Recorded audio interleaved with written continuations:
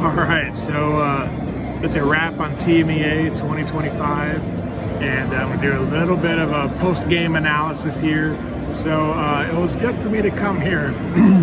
It was a good trip. Now, from a strictly monetary standpoint, I didn't make any money. In fact, I lost money. If you want to look at it from a direct marketing perspective, I definitely lost money in coming here.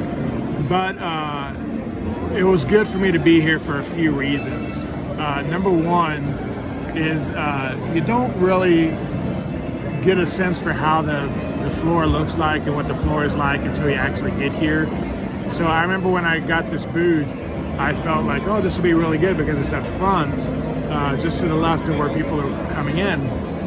But the reality is I'm kind of in a backwater, I guess you could say. I'm really far from where most of the action is happening. And of course, as a composer who's focusing mostly on band and wind ensemble, there's not even any like band-related stuff close to where I'm at. It's all stringed instruments, which is great. I don't mind, but it just doesn't mean that there's not a lot of band people coming over here.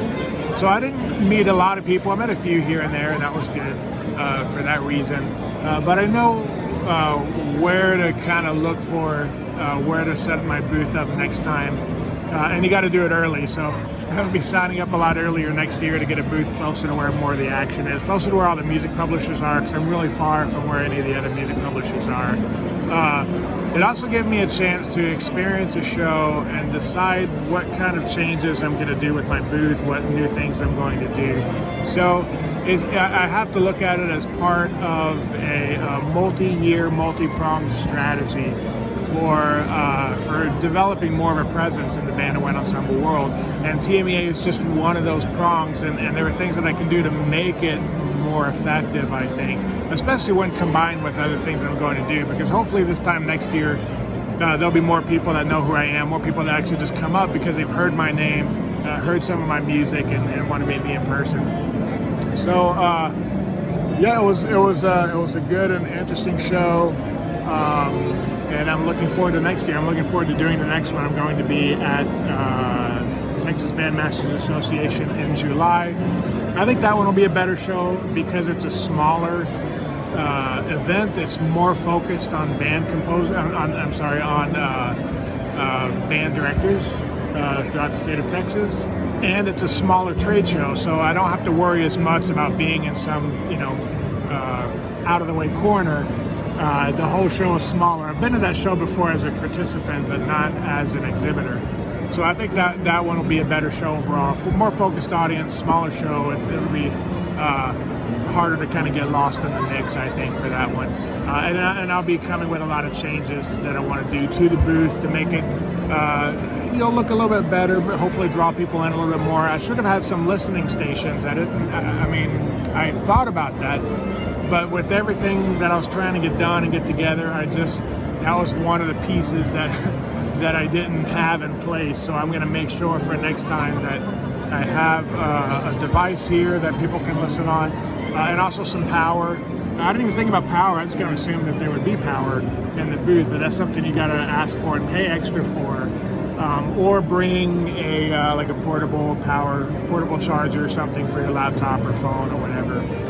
So a lot of things like that you just don't really think about until you do a show and you're faced with those things like Wi-Fi. When there's no Wi-Fi, I mean, you can pay for Wi-Fi, but some exhibitors do pay for Wi-Fi, but it's really expensive and not very good.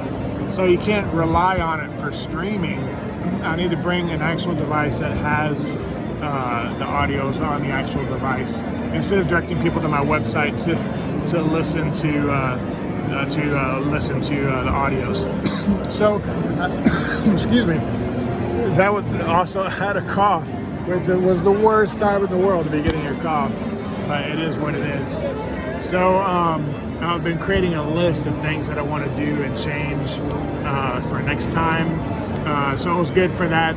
I'll be going through this list and of notes that I've made and changes that I want to make to this booth next time. So that's, I guess, my post-game analysis. As far as strictly from a monetary perspective, I didn't make any money. In fact, I lost money on it. But I think just looking at it as something, as a first step, rather than as part of a multi-pronged strategy, multi-year strategy. And this particular, I have to look at this as one particular channel, right? One particular channel, one way that I reach my target audience.